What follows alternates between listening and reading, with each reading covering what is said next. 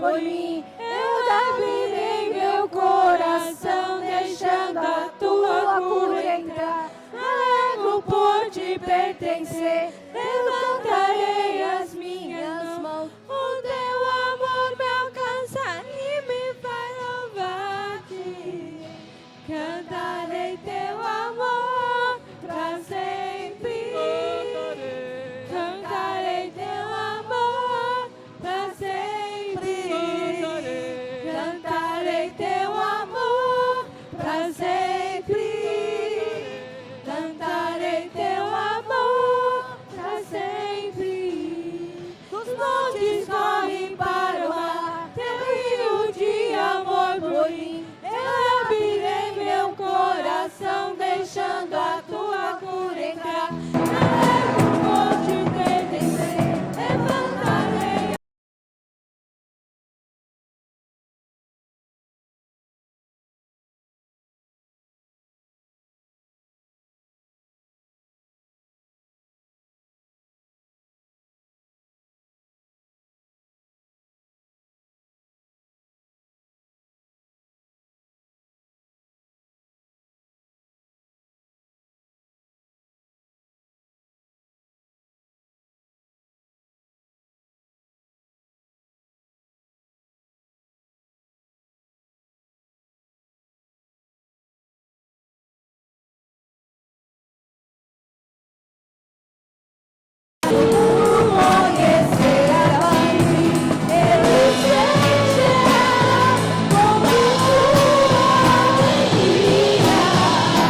Cantarei teu amor pra sempre. Cantarei teu amor pra sempre. Cantarei teu amor pra sempre. Cantarei teu amor pra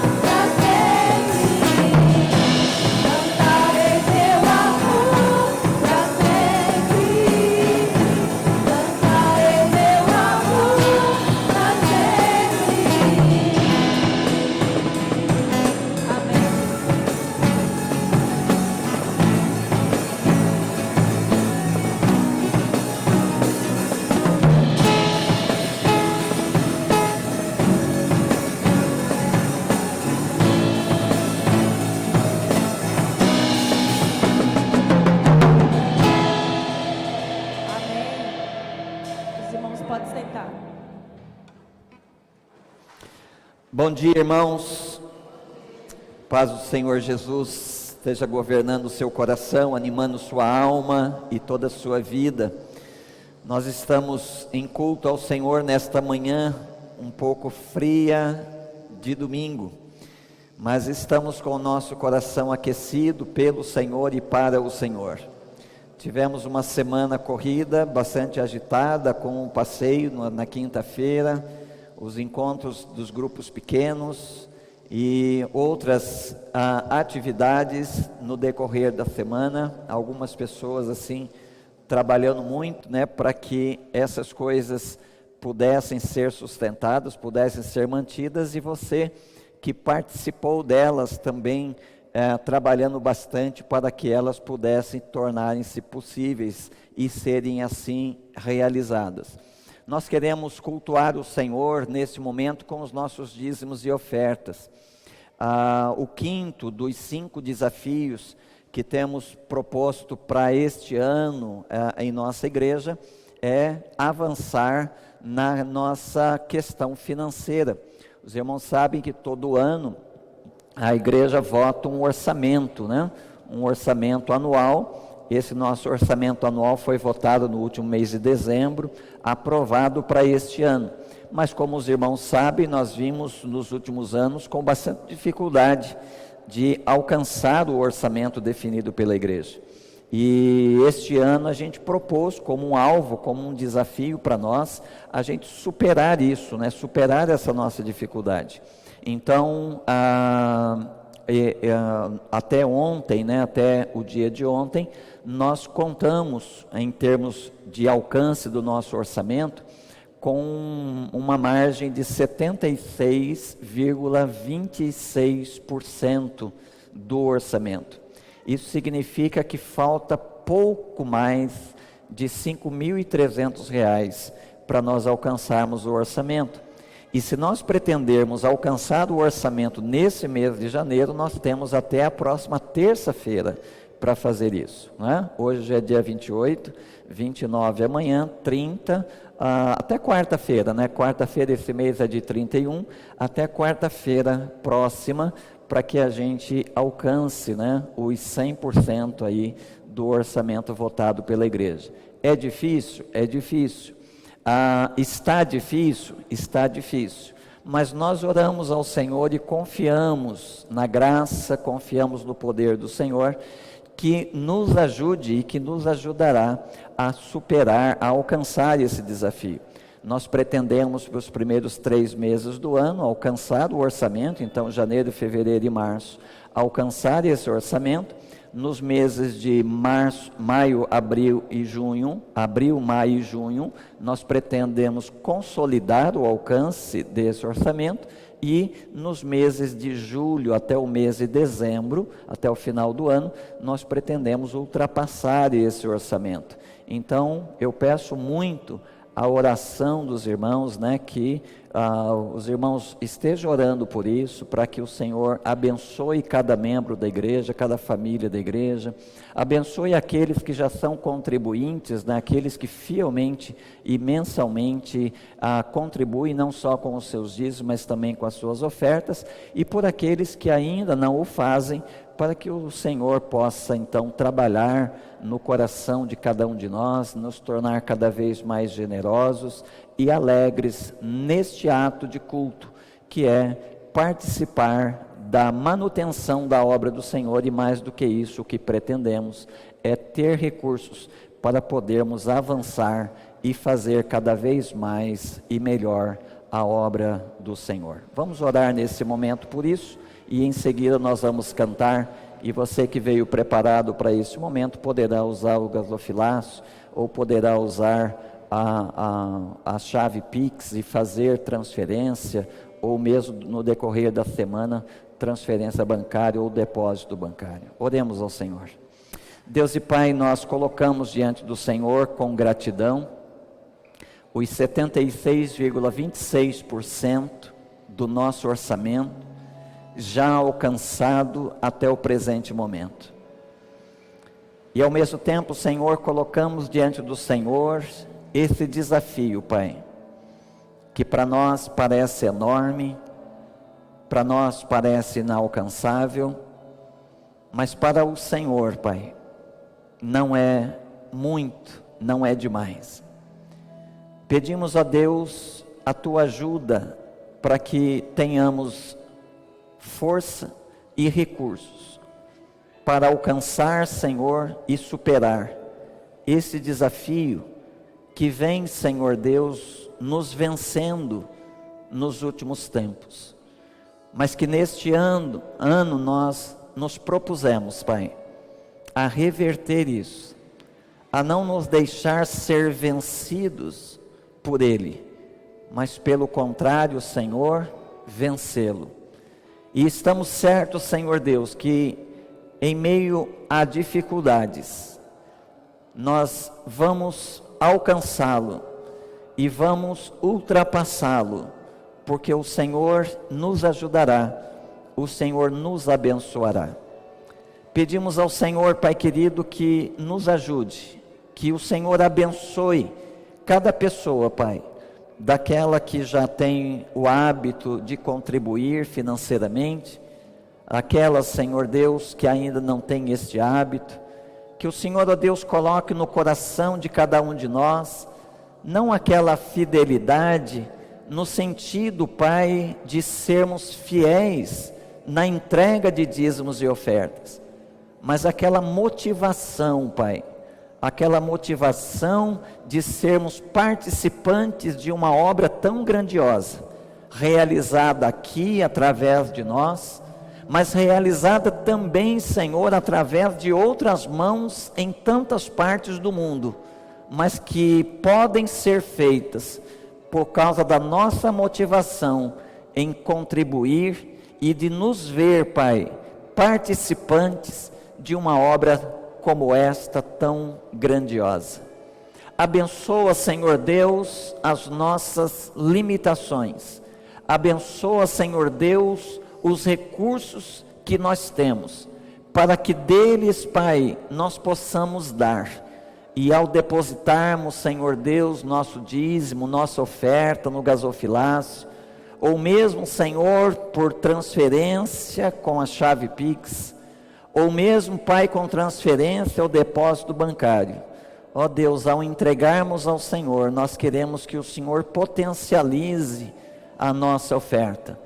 Que o Senhor, ó Deus amado, a abençoe de tal forma que ela se multiplique, Senhor.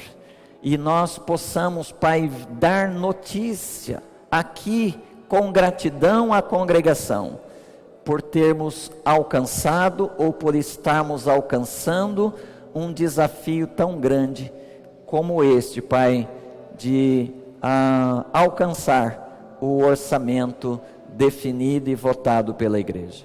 Seja conosco, Senhor, que em meio às limitações e fraquezas, nós possamos ver o Teu poder se manifestando entre nós, em nós e através de nós, Pai, na superação, não só deste, mas também dos 5 outros desafios que o Senhor tem colocado no nosso coração para este ano. Assim nos abençoa, nós te pedimos, orando em o nome de Jesus. Amém e amém. Vamos cantar ao Senhor e enquanto cantamos temos a oportunidade de contribuir.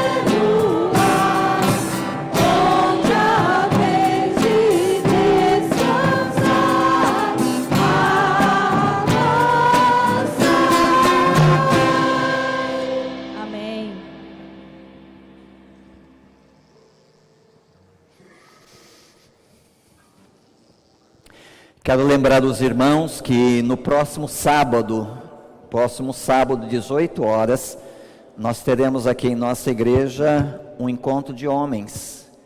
Nós estaremos tratando aqui do primeiro tema daqueles 10 temas que apresentamos aos irmãos. Vamos estar tratando aqui da saúde masculina.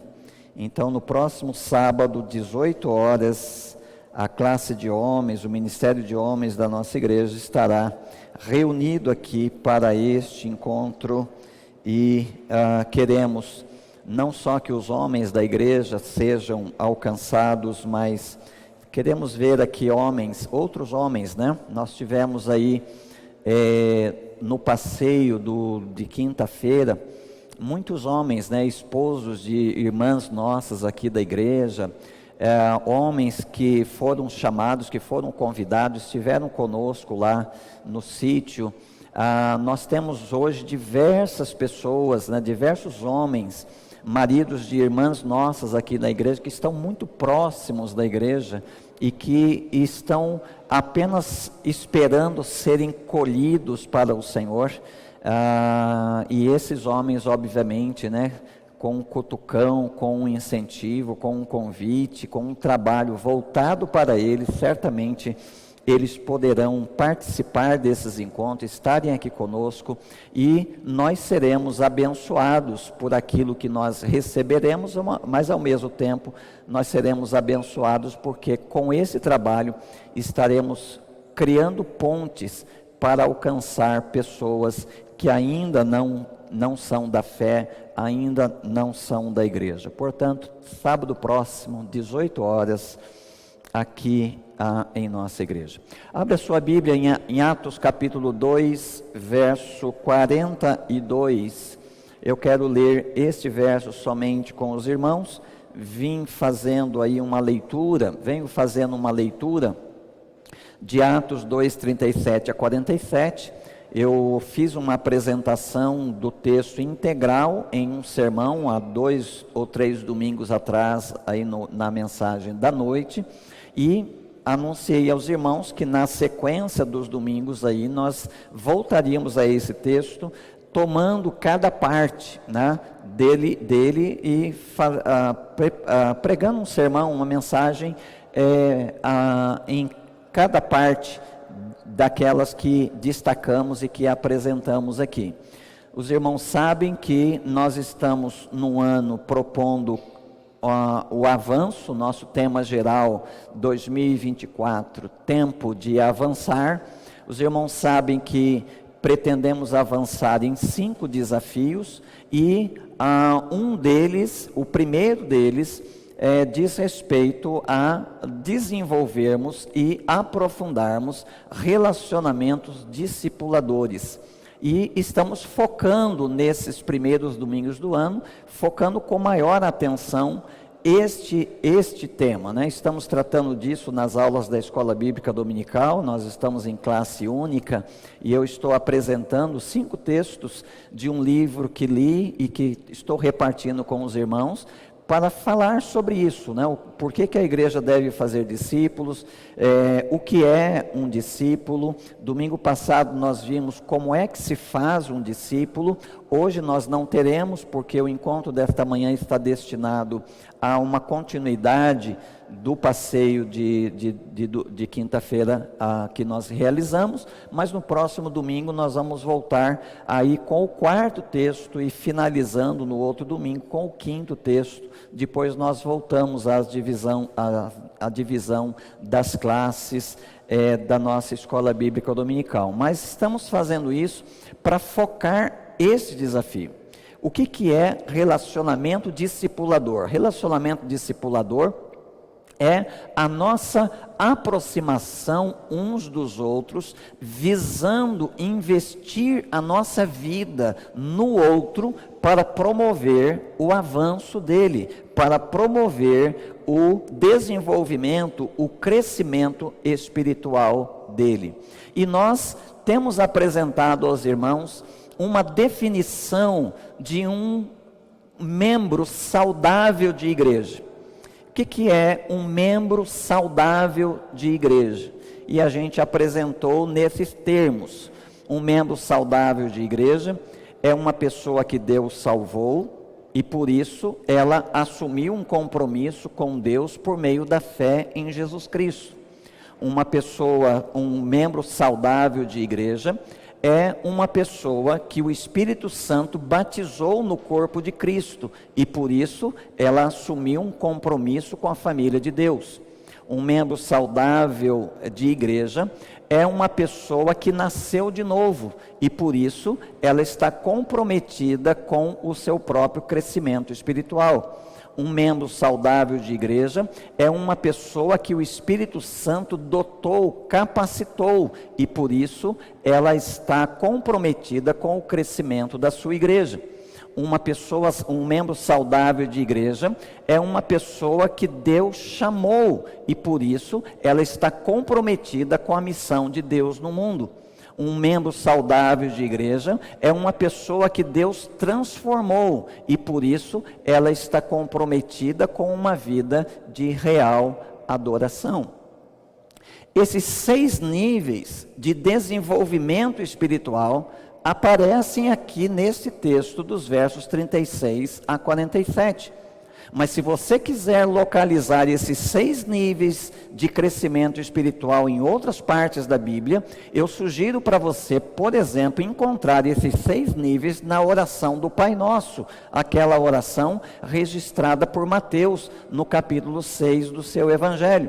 Ou se você quiser localizar esses 6 níveis de crescimento espiritual, eu sugiro que você os encontre na grande comissão, registrada por Mateus, no capítulo 28, do verso 18 ao verso 20.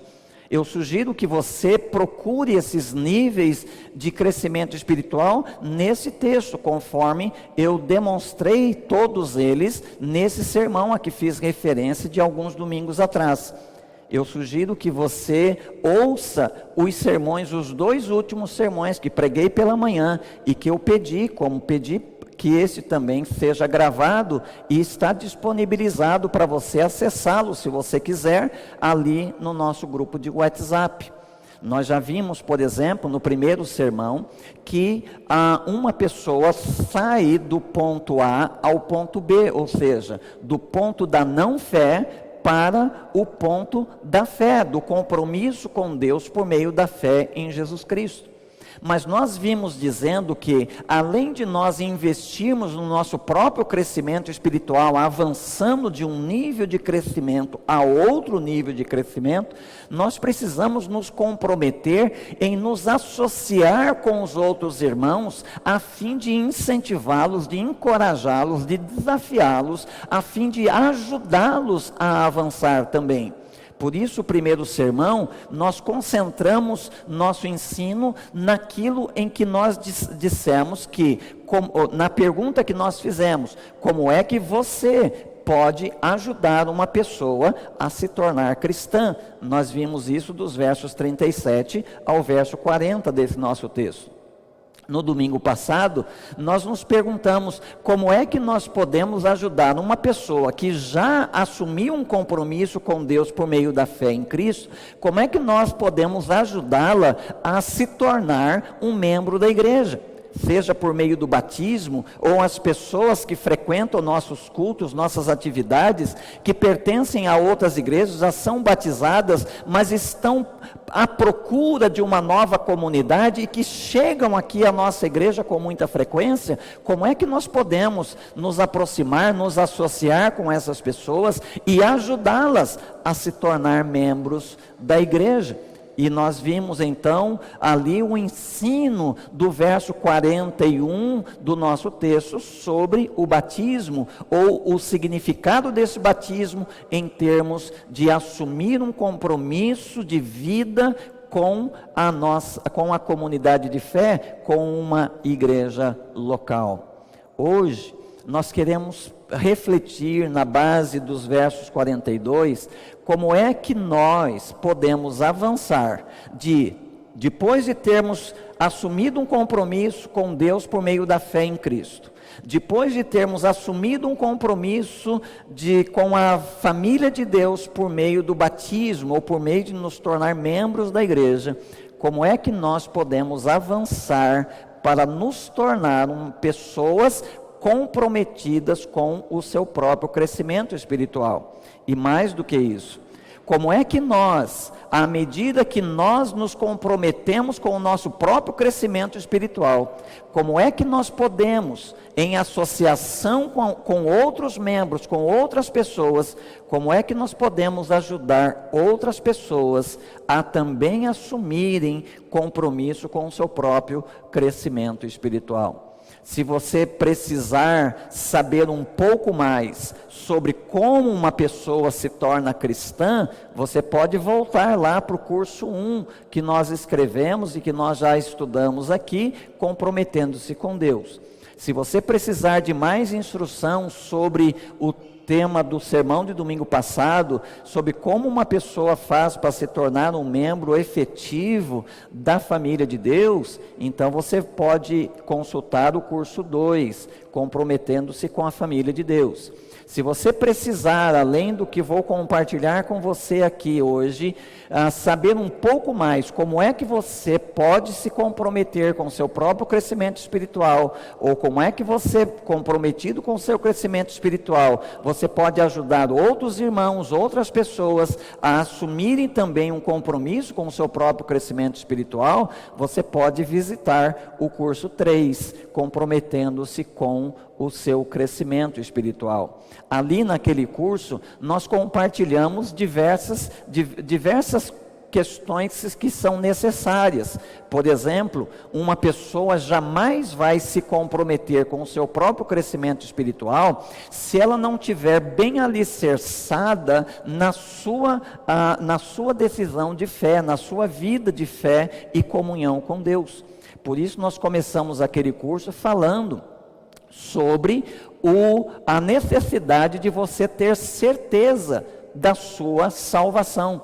Uma pessoa, um crente que ainda está em luta com a certeza, com a sua segurança de se ele é realmente salvo ou não, ele não terá nenhum ânimo, nenhum encorajamento para investir no seu próprio crescimento espiritual. Por isso nós começamos o curso falando sobre isso, falando sobre quem é o agente do crescimento espiritual, falando da obra do Espírito Santo, e também falamos que em parceria com a obra do Espírito Santo, há disciplinas espirituais que os crentes podem empregar na sua vida para desenvolver uma vida piedosa, ou seja, uma vida que avança, que cresce, que se desenvolve espiritualmente.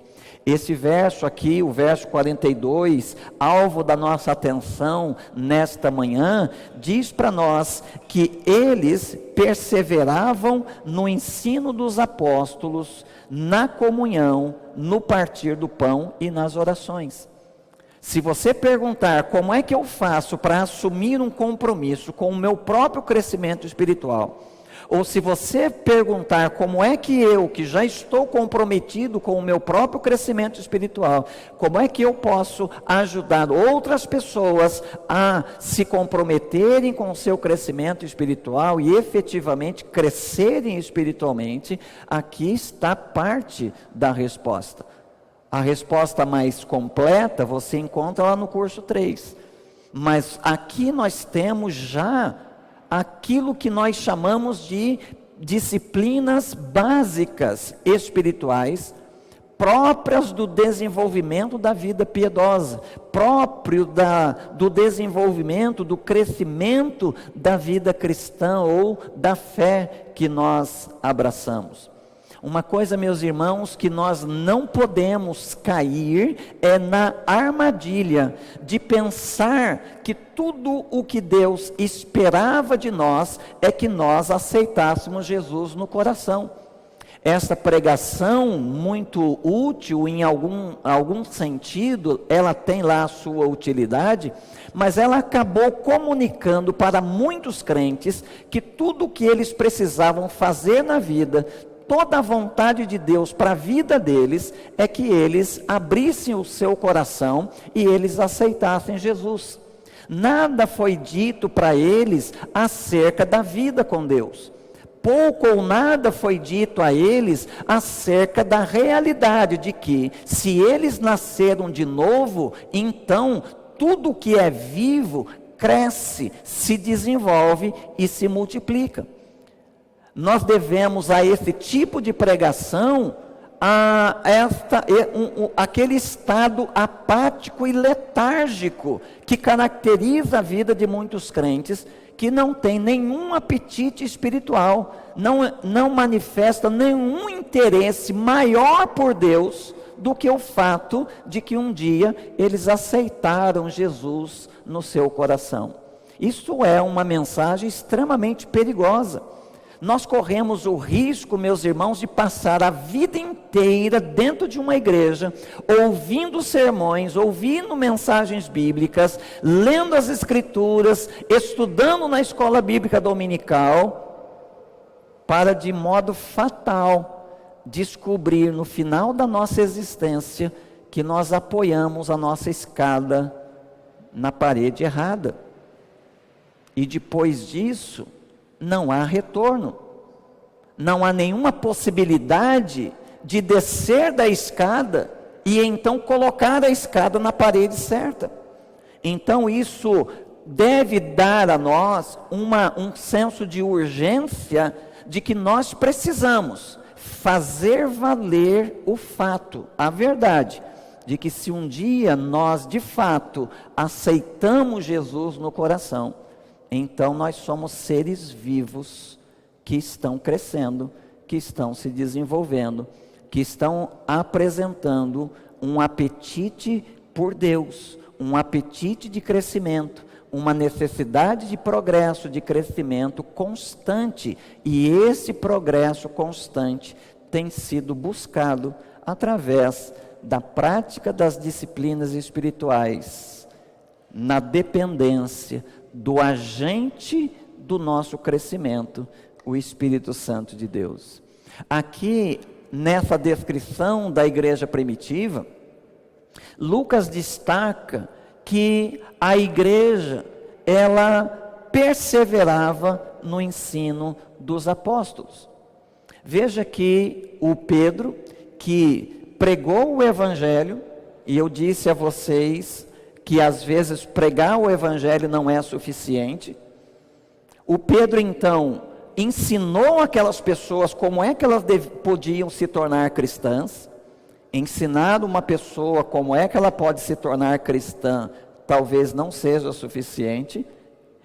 O Pedro então passou a encorajar aquelas pessoas, as pessoas a assumir de fato um compromisso de fé em Cristo.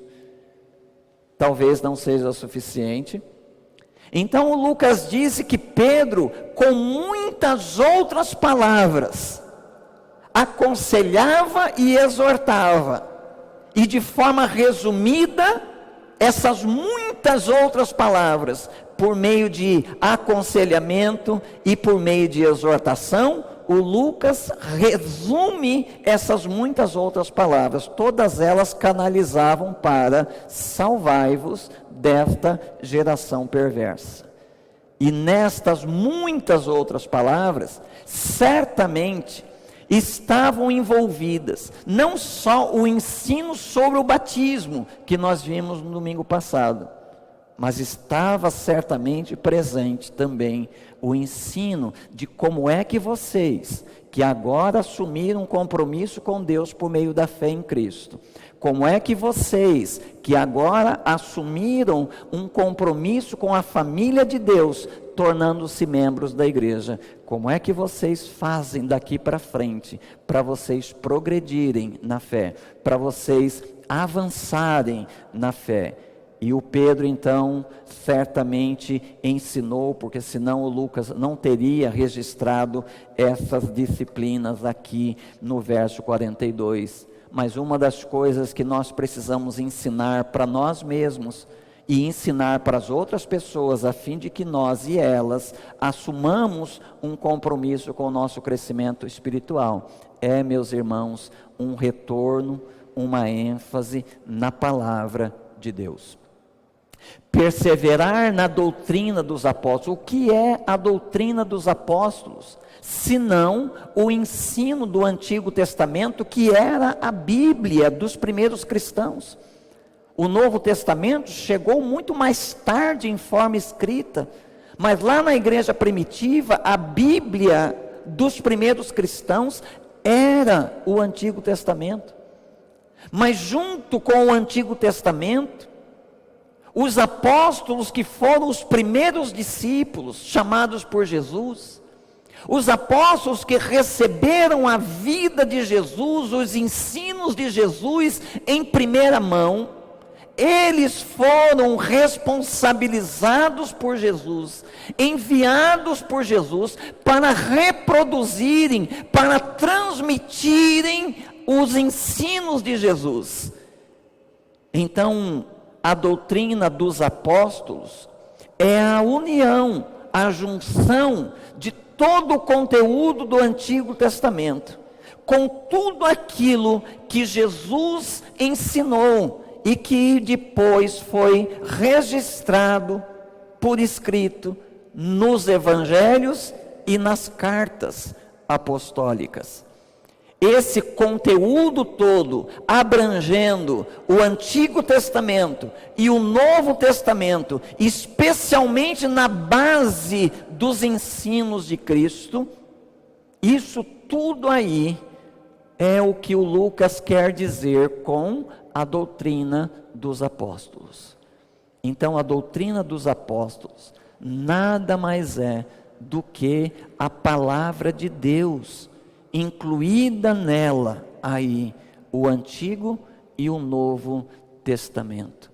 Nós precisamos nos voltar para essa palavra, assim como nós precisamos comer comida sólida, assim como nós precisamos e dependemos do alimento físico para termos um crescimento físico sustentável, um crescimento físico saudável.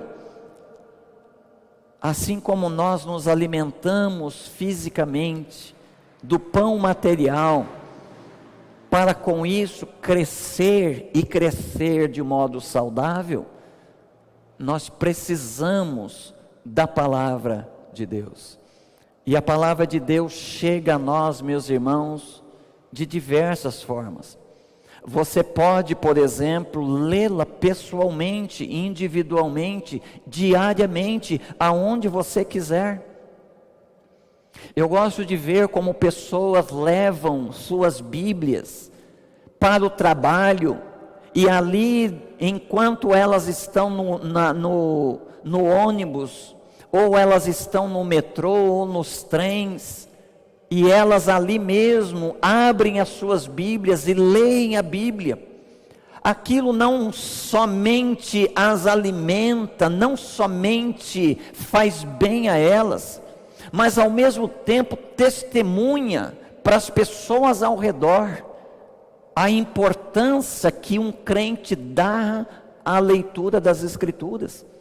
Se porventura ali houver um crente desviado, se porventura ali houver um crente que não leva o seu crescimento, a leitura da palavra a sério, ou mesmo se ali houver uma pessoa não crente, e vendo aquele crente lendo a palavra de Deus publicamente, sem nenhuma vergonha, sem nenhum acanhamento, essas pessoas vão sair dali, daquele vagão, daquele ônibus, elas vão sair dali impactadas com uma mensagem que não lhes foi pregada, mas uma mensagem que elas viram um crente que leva Deus a sério, leva seu crescimento espiritual a sério, lendo as Escrituras sem nenhum constrangimento. Nós precisamos, meus irmãos, estudar as Escrituras. Não basta apenas aquele propósito de ler a Bíblia, de Gênesis a Apocalipse durante o ano, que os crentes do passado faziam, e que hoje você procurar no meio da igreja pessoas que levam esse desafio a sério, você vai encontrar pouca gente que mantém esse desafio de ler a Bíblia inteira uma vez pelo menos no ano. Mas não basta apenas ler a Bíblia de capa a capa. é necessário ler a Bíblia e procurar entendê-la. E para isso você tem diversos recursos. Os sermões expositivos que você ouve dominicalmente na sua igreja, mostra para você não apenas a mensagem de Deus naquele texto, mas demonstra para você como é que o pregador chegou àquela conclusão, como é que aquela mensagem foi destacada, como é que ele chegou à conclusão de que aquela era a mensagem daquele texto, porque fazemos isso de forma expositiva, demonstrando como a própria Escritura está dizendo aquilo que o pregador está afirmando que ela diz. Desta forma, você pode aprender com a pregação expositiva, não apenas o conteúdo da mensagem, mas você pode aprender como é que você pode fazer a mesma coisa, à medida que você lê as Escrituras. Em 30 anos de ministério, eu tive poucas experiências com crentes que levassem a pregação bíblica tão a sério na vida, com alguns crentes que vi, por exemplo, que levavam o texto pregado, exposto na pregação do domingo para casa, e ali voltando-se para aquele texto, eles começavam a reestudar aquele texto e lembrar daquilo que lhes foi pregado no domingo pela manhã ou à noite, tentando aprender por si mesmos aquilo que haviam aprendido por meio do pregador. Isto é uma maneira de nós trazermos as Escrituras para a nossa própria realidade, para a nossa própria vida. Durante muito tempo, os mais antigos entre nós vão se lembrar disso. Nós tínhamos aquelas chamadas caixinhas de promessa. Todo crente tinha uma caixinha de promessa em casa. Aquilo lá é uma espécie de realejo gospel. Você sabe o que é um realejo, né? Você vai ali no viaduto do chá, não sei se ainda existe hoje, mas ali no viaduto do chá sempre tem um camarada com uma gaiola, e dentro da gaiola tem um periquito, e ele roda a manivela da gaiola, e o periquito então coloca a cabeça para fora e pega com o bico, ele pega uma tarja, né? E lá então tem a sorte tirada para a pessoa que foi lá então em busca da revelação do realejo. Aquilo funcionava como um realejo gospel. As pessoas todo dia de manhã, em vez de abrir a Bíblia, falam assim, não, eu vou pular isso tudo, são 66 livros, isso é um mar de versículo bíblico, eu vou direto naquele que é especial para mim nesse dia. Aí tirava lá, então ele lia, aí ele ia no trem, no metrô, no ônibus, ele ia memorizando aquele verso bíblico, ele ia meditando naquele verso bíblico, etc. Posteriormente ao realejo, a versão gospel, nós fomos instruídos a adotar devocionários. Então muitos devocionários foram publicados, e aí os crentes na igreja, eles eram incentivados, olha, adquira esse devocionário, que são aqueles livros com leituras devocionais, uma para cada dia do ano. Aí o crente então, ao invés de ele ir para a Bíblia, ele ia para o devocionário. Aí ele lia lá aquela página do devocionário, e no final então de ler aquela mensagem do devocionário, ele fazia a sua oração, então ele já tinha tido o seu encontro com Deus daquele dia. Ora, eu reconheço a utilidade de tudo isso, tanto do realejo versão gospel, quanto da prática dos devocionários.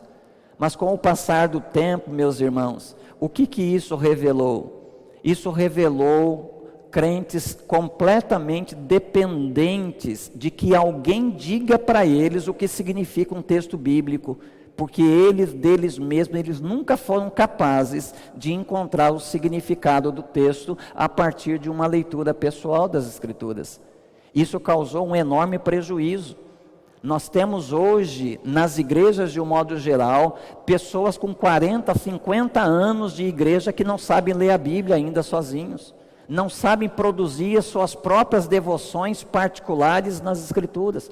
Pessoas que entendem que o momento devocional é um momento em que eu leio um texto bíblico e faço uma oração em seguida, não importa o que eu entendi ou o que eu aprendi daquele texto que eu acabei de ler.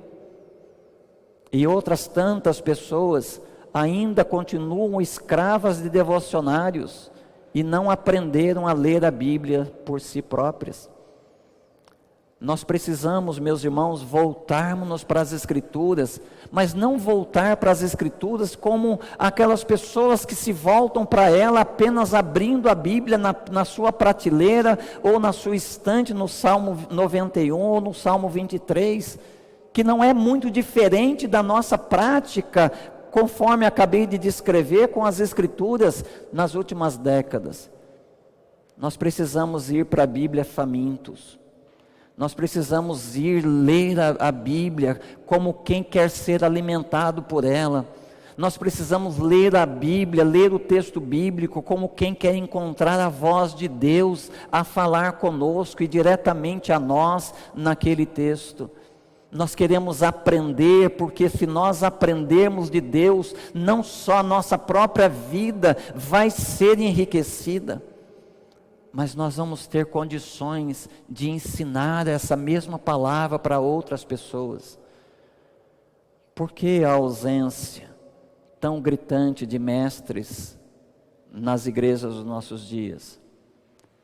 Por que a ausência de professores de escola bíblica dominical capacitados para ministrar em aulas, visando o crescimento e a edificação dos seus alunos e da sua classe? Porque nós nos afastamos das Escrituras, ou nos aproximamos delas apenas nesses moldes que estou descrevendo aos irmãos. É necessário, meus irmãos, interrompermos o avanço desse mal em nós. É necessário um profundo arrependimento, e junto com o arrependimento, um profundo despertamento para um retorno para a palavra de Deus. É necessário que nós leiamos, que nós estudemos.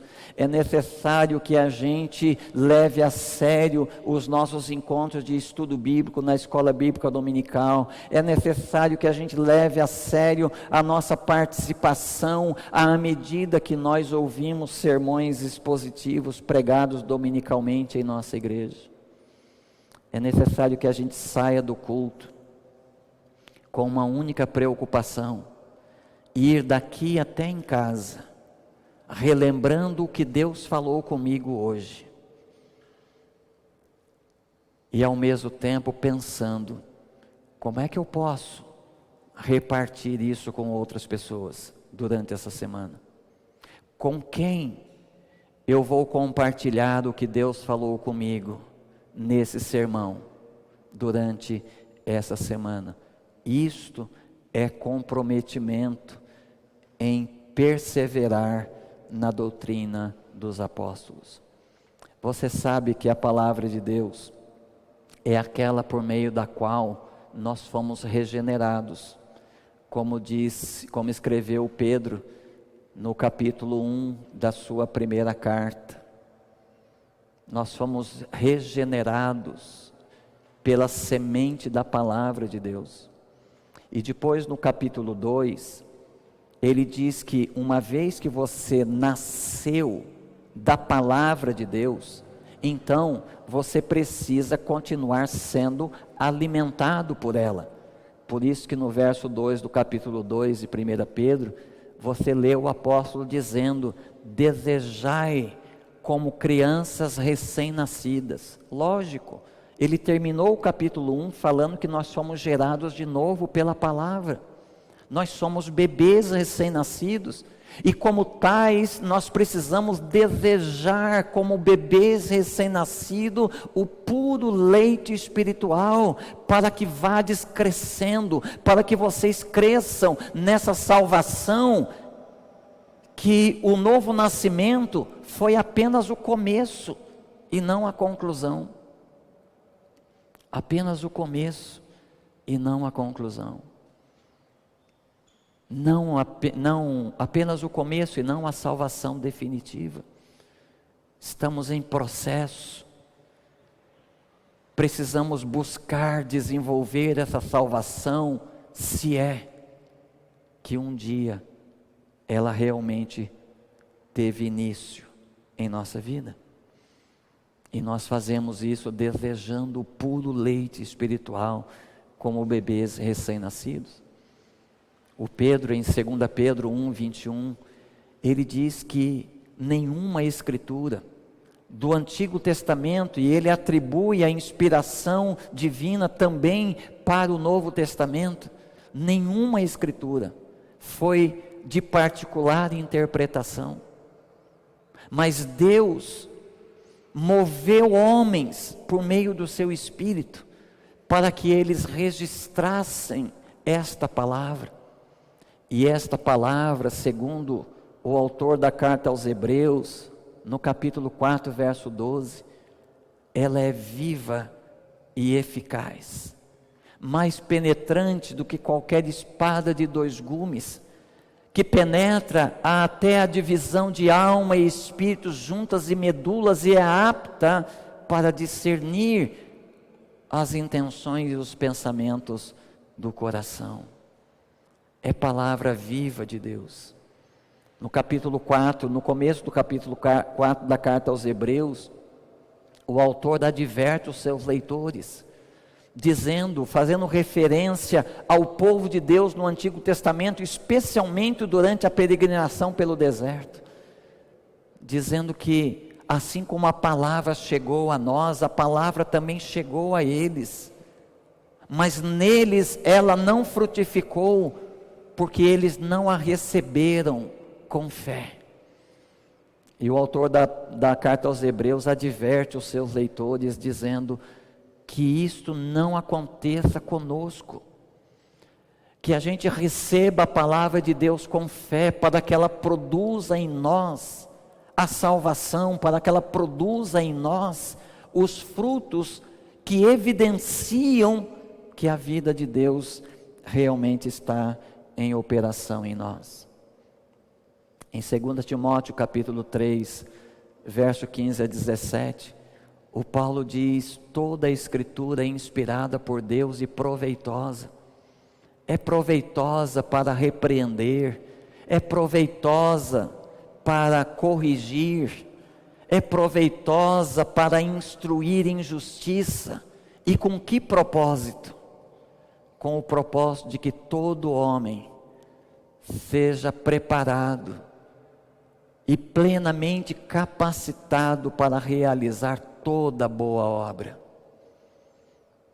Nós precisamos, meus irmãos, abrir o nosso coração para as Escrituras e deixar que as Escrituras penetrem em nós e realizem em nós a obra de Deus.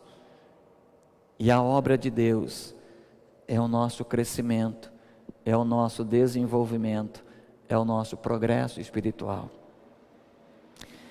Gastei um tempo maior na doutrina dos apóstolos, mas devo seguir agora para a segunda disciplina que aparece aí no verso 42, quando o Lucas inclui aí a comunhão. A comunhão. Ou seja, meus irmãos, a comunhão, ela é parte das disciplinas espirituais que Deus deixou disponível para nós, para que por meio da prática dela, nós cooperemos com o agente do nosso crescimento espiritual, que é o Espírito Santo que está trabalhando em nós. A comunhão, meus irmãos, é imprescindível.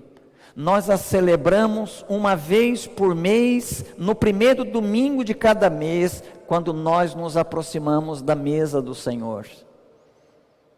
Mas você deve se recordar de algumas vezes que fiz referência, como muitos crentes valorizam a ceia do Senhor, que eles preferem chamar de a Santa Ceia, e eles dizem então que no dia da ceia eles não podem faltar, porque eles não podem perder a Santa Ceia. Mas o que é a tal Santa Ceia, senão a celebração da comunhão, da nossa participação em Cristo, e porque em Cristo a nossa participação uns com os outros, na convivência contínua. O que é participar da ceia do Senhor, se eu venho à igreja no dia da ceia, porque eu não posso perder a ceia, mas os outros domingos eu não apareço, ou nas outras atividades que congrega, que ajunta o meu povo, a minha congregação, eu não estou ali para participar com eles. Isso é perfeitamente o que o próprio Paulo, instruindo sobre a celebração da ceia, chamou de comer e beber sem discernir o corpo de Cristo. O que resultaria em comer e beber para a própria condenação, ou seja, porque é uma celebração mentirosa, porque celebra uma comunhão que não existe.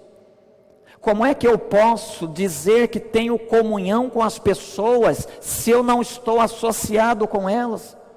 Se eu não estou com elas, se eu não tenho um mínimo de convivência com elas? Se eu não procuro conhecê-las? E em se falando da comunhão do corpo de Cristo, onde cada um de nós é pentecostal, no sentido de que nós temos o Espírito Santo e com ele temos dons espirituais que Deus nos deu para nós sermos úteis um na vida do outro. Como é que eu posso ter comunhão se eu não estou associado com os outros irmãos nesse sentido de receber e de dar? No sentido de receber ministração por meio dos dons espirituais deles e dar a eles por meio da ministração dos meus dons espirituais a eles. Como é que nós podemos falar de comunhão sem associação, sem proximidade? E aí nós adentramos, meus irmãos, um pouco mais profundamente nessa questão. Hoje em dia tem sido muito comum as pessoas colocarem na cabeça que elas vão ao culto, e elas vêm ao culto, e quando elas vêm ao culto, elas encontram os seus lugares, normalmente os mesmos lugares que elas sempre sentam em todas as atividades da igreja, e ali então sentadas, elas participam daquela atividade, e terminada a atividade, elas se levantam e vão embora. Embora o culto seja uma expressão coletiva, não há coletividade, porque eu venho sozinho, cultuo, embora no meio da congregação eu cultuo sozinho, e ao terminar o culto, eu vou para casa sozinho. Isso não é comunhão. É necessário, meus irmãos, nós resgatarmos um pensamento plural, não um pensamento individual tão exacerbado como se caracteriza os dias que nós estamos vivendo. É necessário resgatarmos dentro de nós a vida em comunidade, a vida em comunhão. E isso significa dizer, meus irmãos, que nós precisamos estimular uns aos outros para virmos ao culto. Não podemos pensar individualmente no sentido de eu vou ao culto, quem quiser que vá. Não. Há muitas pessoas que precisam de encorajamento. para virem ao culto. Há muitas pessoas que não têm ânimo suficiente para levantar da cama para vir ao culto matutino. Há muitas pessoas que não vêm no culto de manhã planejando vir à noite. E à noite elas se sentem tão desencorajadas quanto se sentiram de manhã. E elas não vêm nem de manhã nem de noite. Há pessoas que estão tão desencorajadas que elas dizem assim: hoje eu não vou à igreja, hoje eu não vou ao culto, mas domingo que vem eu vou. Aí domingo que vem elas estão tão desencorajadas quanto estiveram hoje. E aí elas ficam 2 domingos seguidos sem aparecer na igreja. Aí no domingo seguinte, porque elas não se alimentaram do culto nos 2 domingos anteriores, elas estão ainda mais fracas, mais desencorajadas. E assim, elas vão se distanciando gradativamente do culto.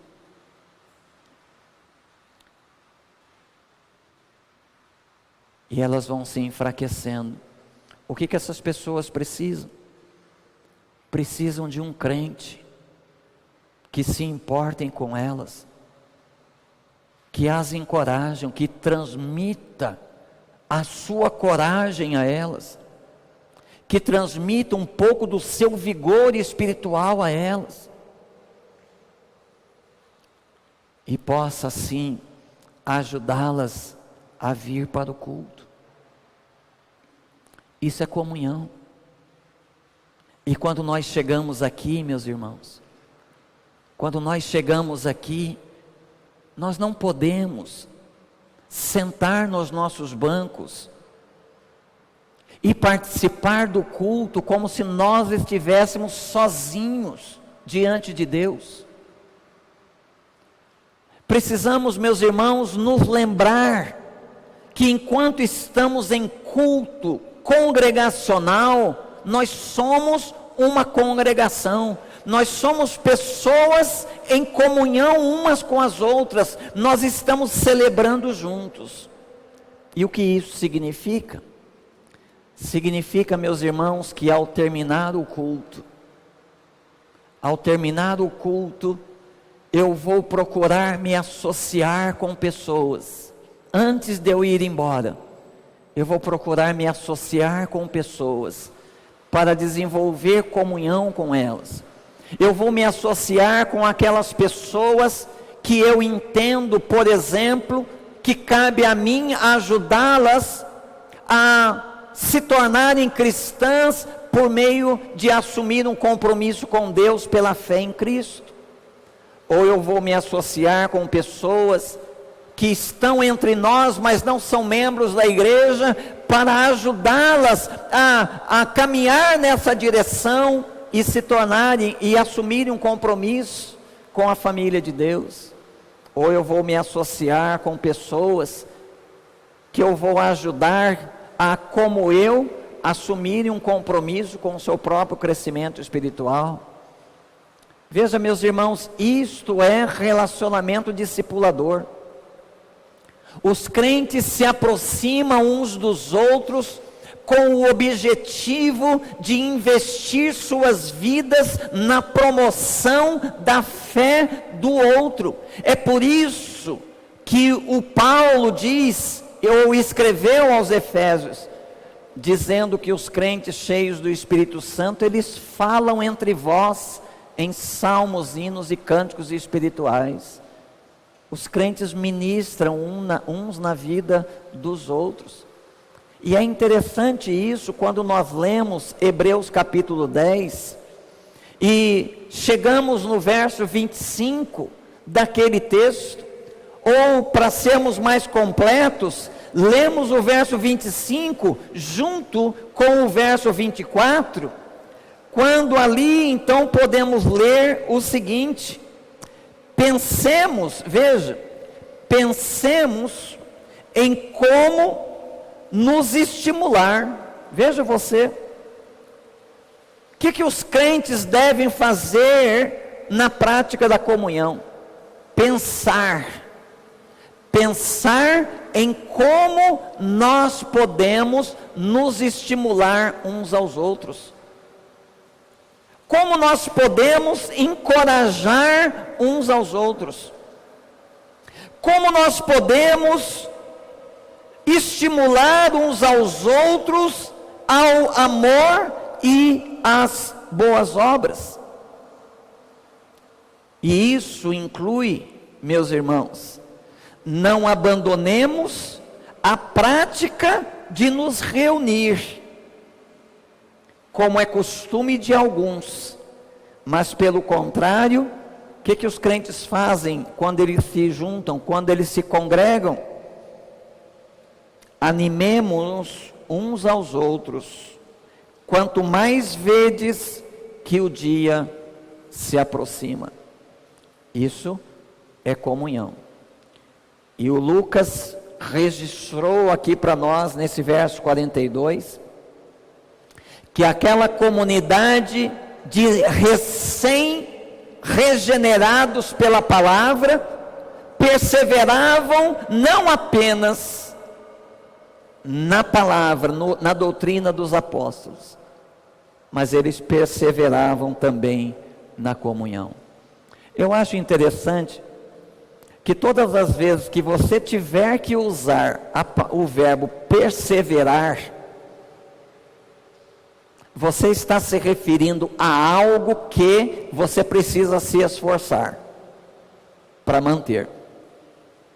Porque algo que não requeira perseverança é algo automático. Por exemplo, você não precisa perseverar no ato de se alimentar fisicamente. Porque todo o seu organismo funciona de um tal modo que o teu corpo sente falta do alimento.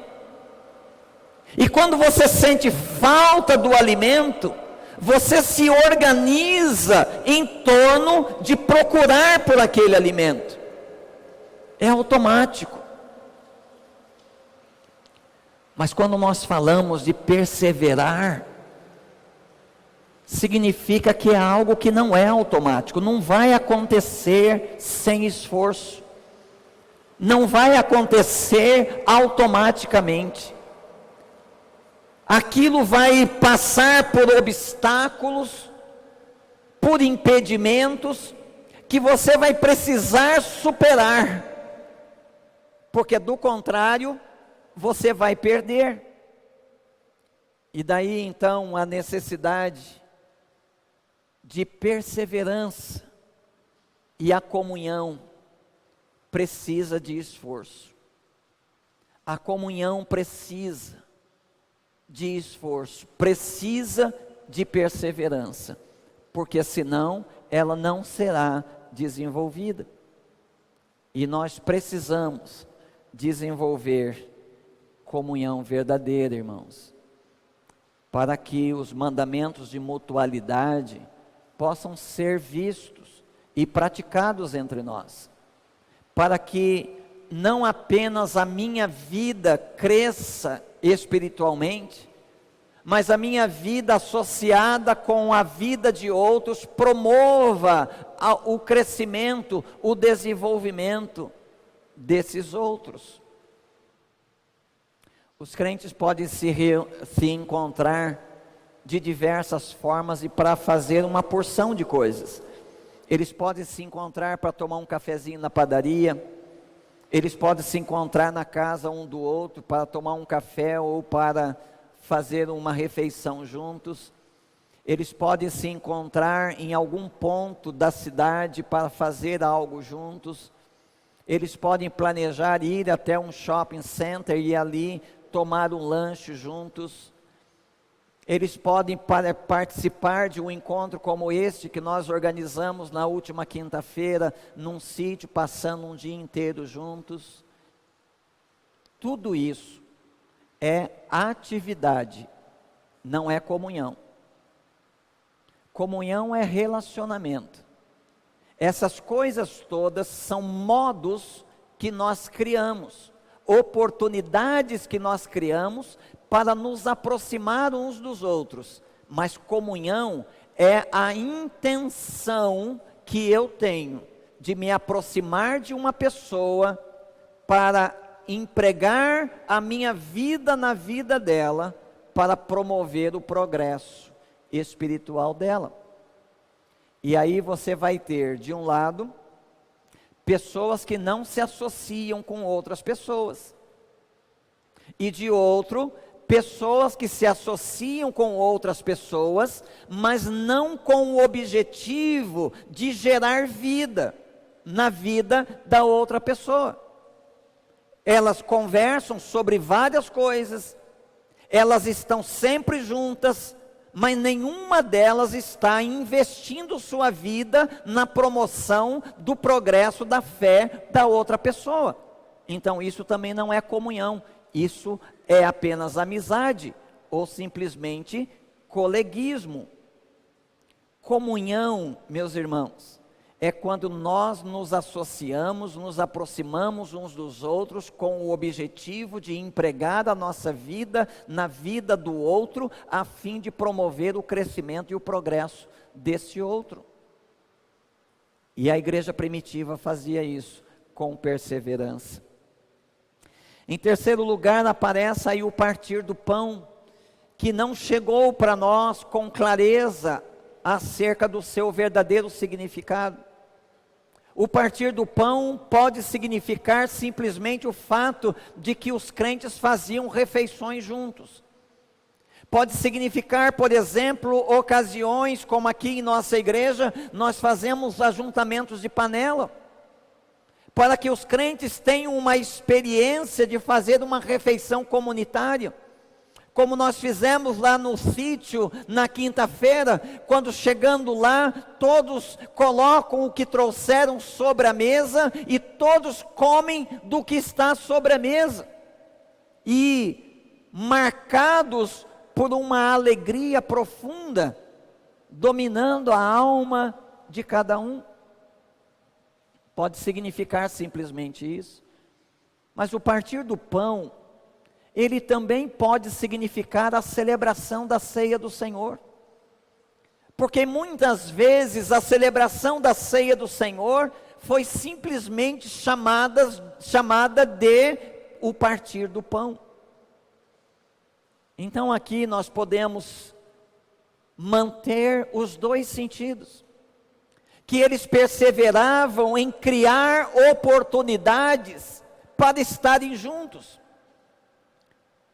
Eles criavam oportunidades de partilha, eles criavam oportunidade de beneficiarem-se mutuamente a partir da contribuição de cada um para aquele ajuntamento.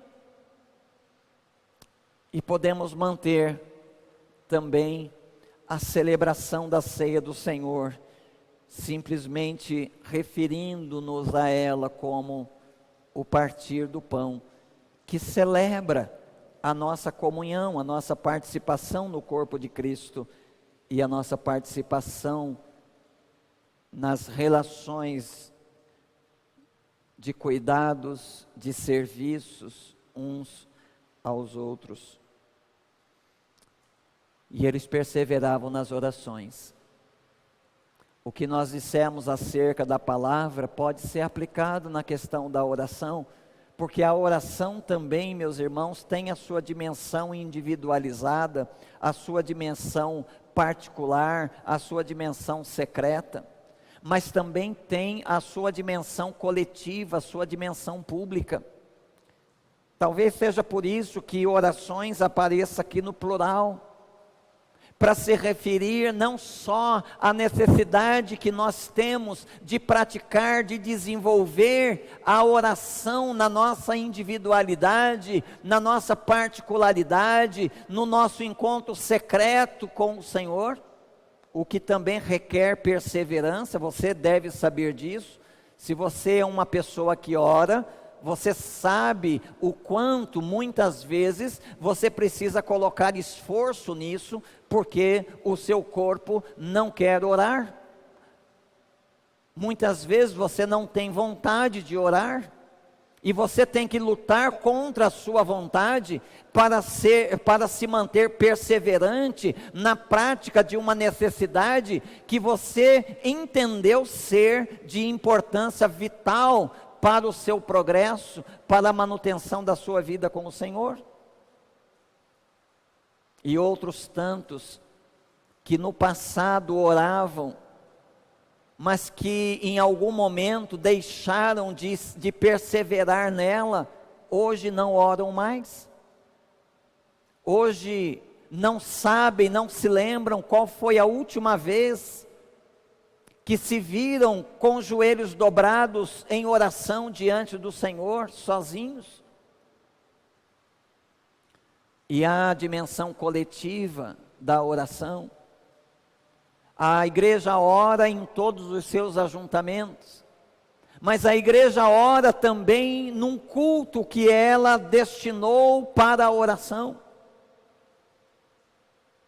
Temos que entender que muitos crentes não participam das reuniões de oração de suas igrejas em função de motivo de trabalho.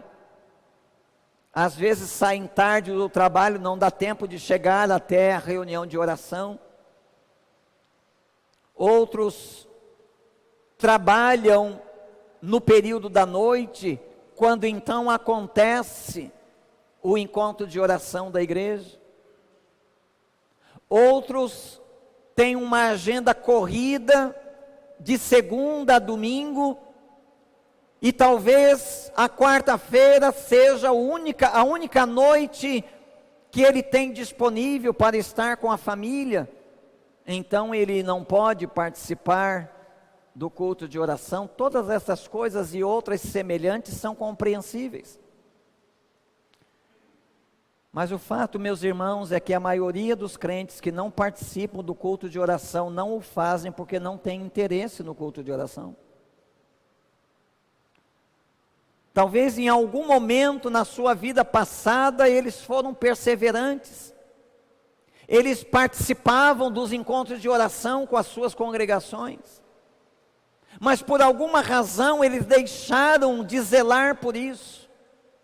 E eles foram então relegando o culto de oração a um segundo plano, a um terceiro plano. E hoje eles não têm nenhuma motivação para sair de casa e vir ao culto de oração, estando disponibilizados para isso. Mas é necessário, meus irmãos, nos arrepender disso e voltarmos para a oração na sua dimensão coletiva, e então perseverarmos na prática da oração. E talvez um alvo para a nossa igreja neste ano seja aumentar, crescer ou fazer crescer o número de participantes, de pessoas, de membros envolvidos nos cultos de oração das quartas-feiras. Essas, meus irmãos, são apenas algumas das disciplinas espirituais que o Lucas colocou aqui para nós, que foram ensinadas pelos apóstolos e que foram praticadas pela igreja primitiva. E em qualquer lugar do mundo, em qualquer época da nossa história, onde quer que haja um grupo de crentes, uma igreja,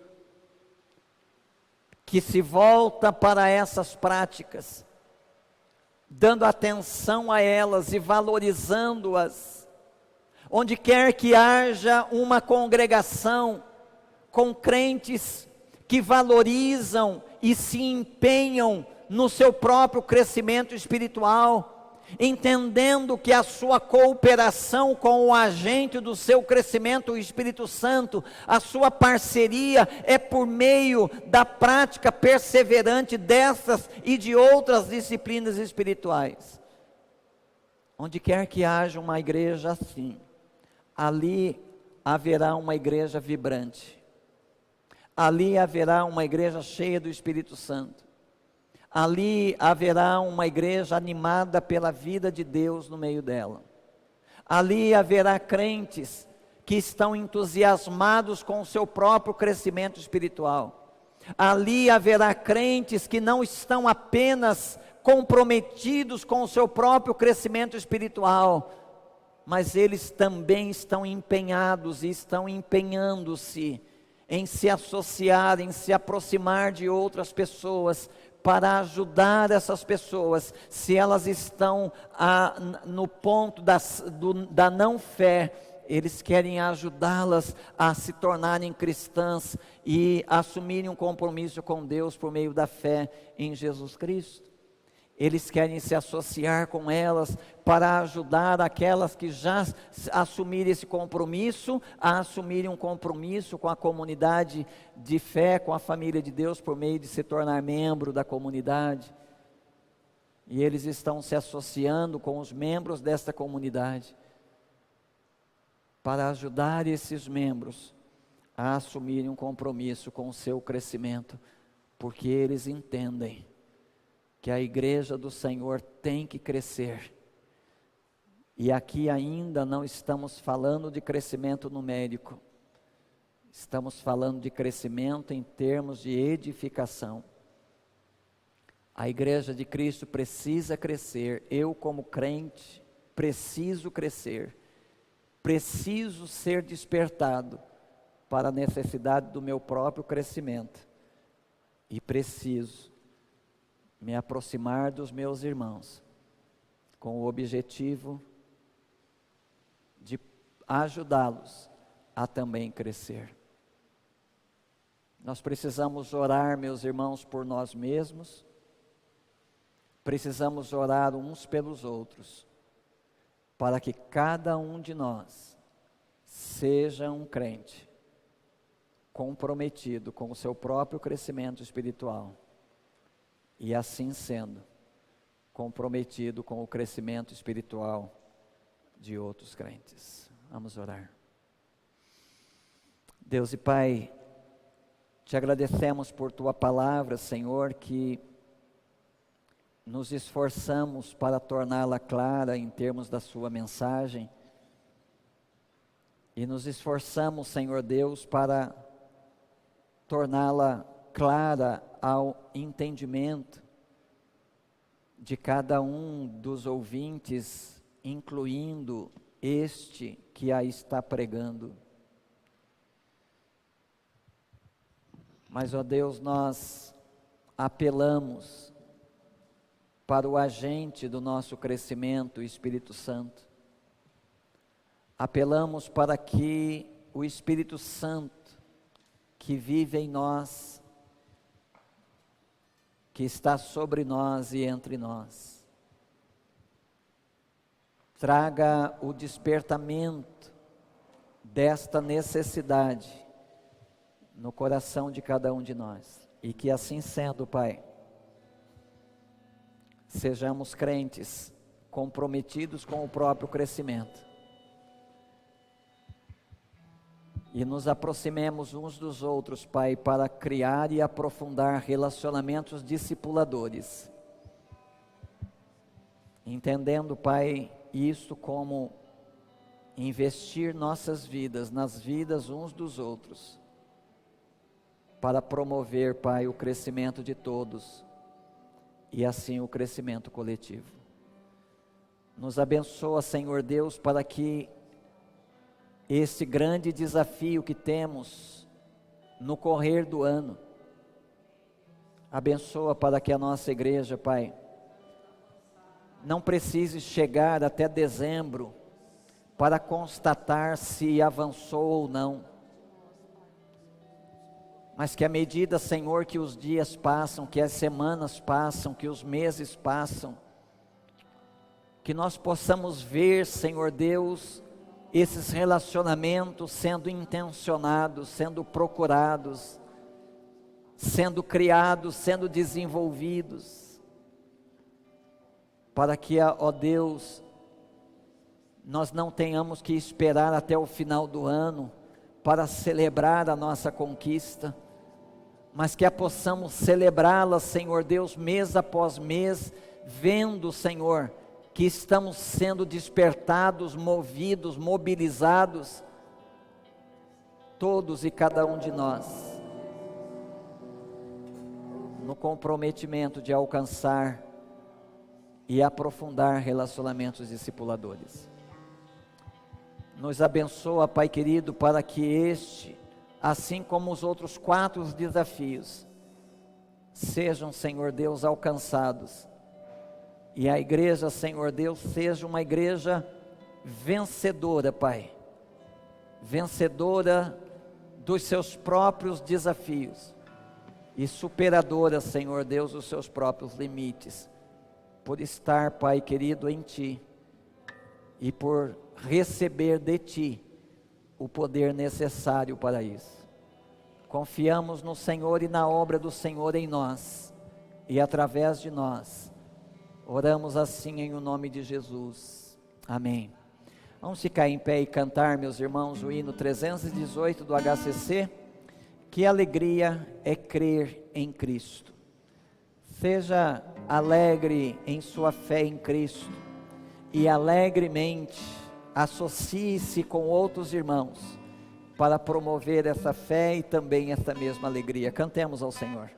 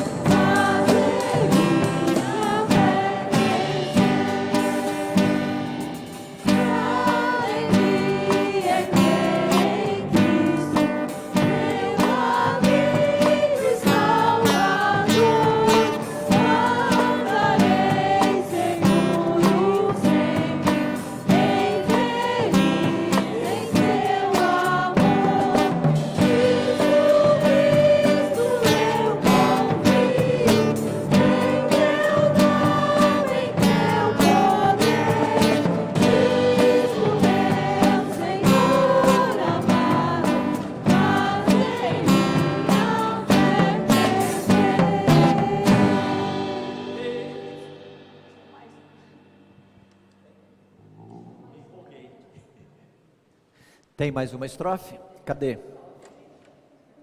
Coloca a última, por favor.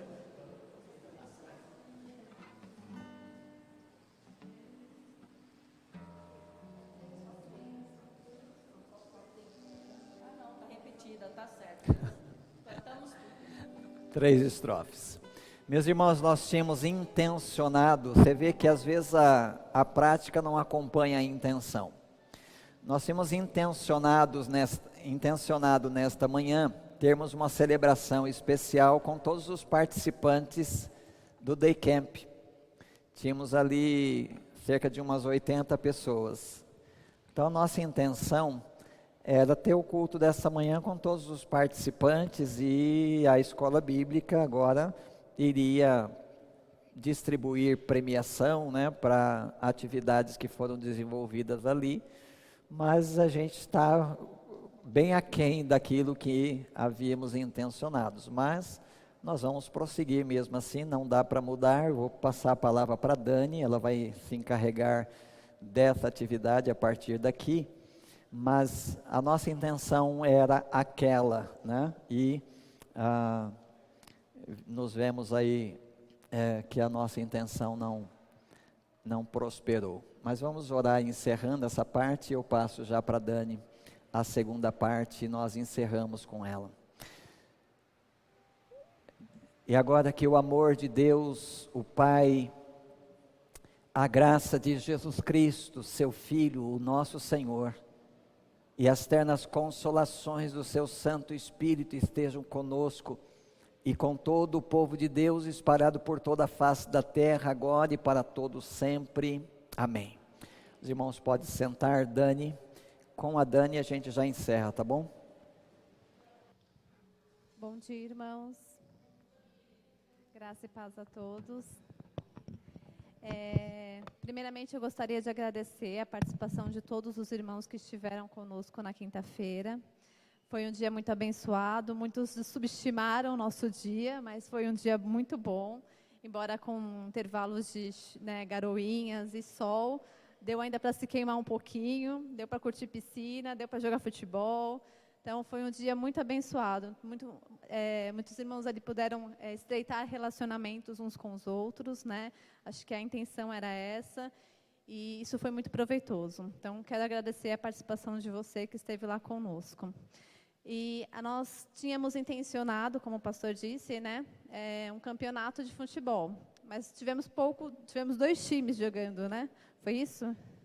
Então, foram 2 times que jogaram. E eu, na verdade, nem sei se todos os que ganharam na competição ali se estão presentes. Mas eu gostaria de chamar os participantes que jogaram futebol, para a gente premiar esses participantes. Então, que você, meninos, e a Lu também acho que jogou. Então, eu queria chamar vocês aqui na frente. Irmão Ayrton jogou também. Pode vir aqui na frente. O Ricardo jogou futebol também. O pastor jogou futebol. Quem mais jogou futebol? Quem? O Rodrigo jogou futebol. Pode encerrar a transmissão já? Vem para cá. E a outra premiação que a gente prometeu também, né, foi os professores, a classe, que mais levassem seus alunos ou convidados, né? Então, nós tivemos aqui 70 participantes no total. Deixa eu só pegar minha colinha aqui. Nós tivemos uma participação de 70 pessoas no total, entre mulheres, homens, jovens e crianças, tá? E aí, nós vamos premiar a classe que teve mais participantes. Então, vou chamar também os professores, mas primeiro deixa eu chamar os meninos do futebol. Só teve isso do futebol? Pensava pelo menos uns 10, não tem? Vem, pastor. Só veio o time que perdeu?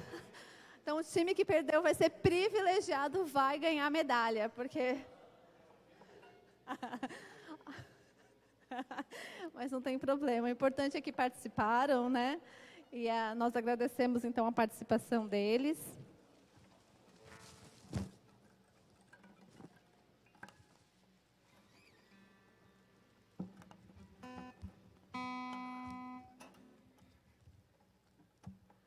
Vai ter medalha, viu? Porque eu comprei medalha para os ganhadores do futebol.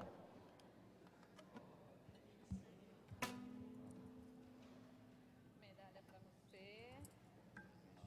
Vai mexer. Medalha de ouro, hein? Medalha.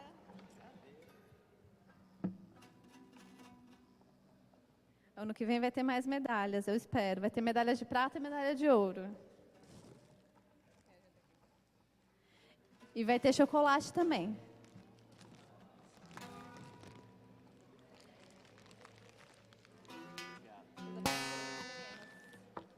Jogar mais, hein, aí, então, quem?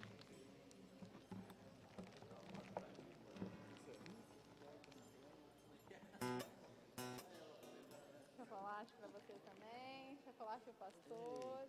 Pegou chocolate, né? Todo mundo pegou? Pegou chocolate? Obrigada. Então, medalha e chocolate para os ganhadores. E a classe que eu vou contar aqui como é que foi a nossa divisão em equipes, né? A classe de homem teve 12 participantes, classe de jovens teve 14 participantes, entre visitantes e membros, tá? Crianças tiveram 18 participantes, e a classe campeã foi das mulheres. Mulheres tiveram 26 participantes, uma sala de palmas para as mulheres, gente.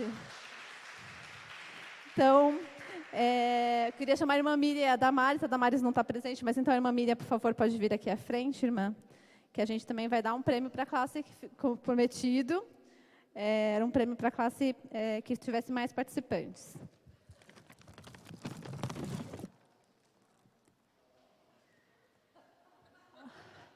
Uma para você e uma para a Damares. Vou deixar você com as duas, aí você entrega para a Damares. Então, presentes para quem se empenhou em trabalhar, né, nessa causa. Então, que Deus abençoe a vida da irmã. Deus abençoe.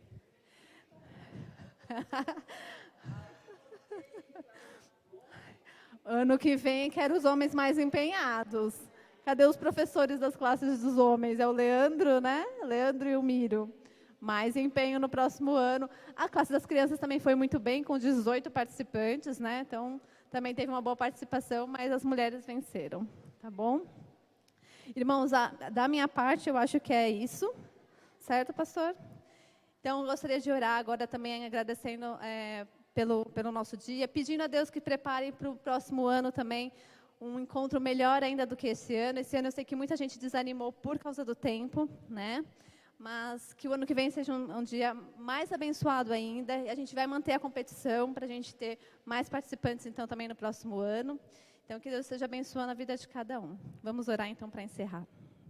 Santo Deus eterno Pai, nós te rendemos graças, Senhor, por estarmos na Tua casa, neste momento especial, Senhor, de gratidão, em que nós, ó Deus, te cultuamos, Pai, porque estivemos juntos ali na quinta-feira, Senhor, como igreja reunida do Senhor, celebrando, Senhor, a comunhão entre os irmãos, ó Pai, podendo desfrutar de um dia abençoado, Senhor, de lazer. E que o Senhor esteja, Senhor, abençoando cada classe da IBD, Senhor, cada professor, ó Deus, que tem se empenhado no trabalho de conduzir, ó Deus, os seus alunos como discipuladores, Senhor, da Tua palavra, Pai. Que o Senhor esteja capacitando, Senhor, a vida de cada um, que o Senhor esteja conduzindo, Senhor, a vida de cada um no propósito que é do Senhor. Pai querido, nós queremos te agradecer pelos participantes, que o Senhor abençoe, e aqueles que ainda não conhecem a Tua palavra, que de alguma forma tenham sido alcançados, ó Deus, ali naquele momento pela comunhão com a Tua igreja, que sejam despertados, Senhor, para estar presentes conosco mais outras oportunidades. Que o Senhor venha abençoar, Senhor, a Tua igreja no propósito de avançar, de criar, Senhor, relacionamentos, Pai. Tudo nós te pedimos e te agradecemos, não por méritos, mas no nome santo de Jesus. Amém. Então está encerrado, irmãos. Irmãos, Deus abençoe, bom domingo para todos. Hoje à noite a gente continua...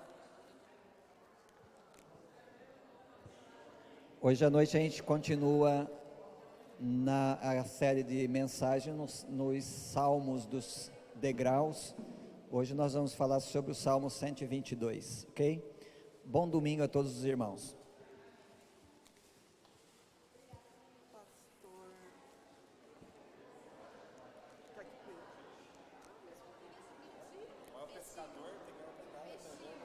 Quem pescou? Rodrigo, não pescador. O Rodrigo conseguiu pescar? Peixinho, né? Ah, pequeno. Não pegou nenhum grande? E ninguém mais pescou? O irmão Iones, né, o esposo da José, tentou também, mas não conseguiu. Ah, tá.